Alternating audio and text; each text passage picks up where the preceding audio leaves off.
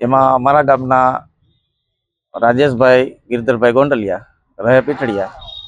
જે છેલ્લા ઘણા દિવસથી અતિશય વરસાદના પડવાને કારણે એને પોતાની માલિકીની 10 વીઘામાં જમીનમાં મગફળી, પછી અન્ય બીજી આજુબાજુવાળાની 40 વીઘા જમીનનો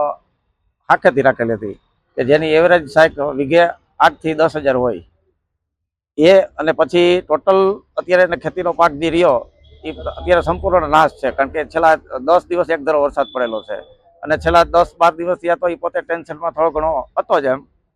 અને આજે એ સવારે માર્કેટિંગ યાર્ડ જેતપુર, જે પોતાના જે મગફળીના કોથરા ભરવાના અંતે જે હોય એના બારદાન લેવા માટે ત્યાં ગયેલ, અને ત્યાં પોતાને એટેક આવતા સ્થળ ઉપર જ પોતાનું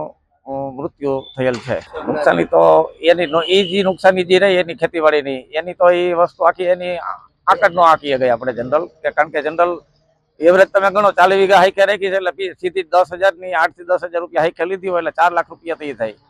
પછી 1 વીઘાના વાવેતરમાં લગભગ જનરલ ઉત્પાદન અંતે થતું હોય 25-30 હજાર થતું હોય, એટલે ટોટલ 10 લાખ રૂપિયાની તો પરભરી જનરલ એના અત્યારે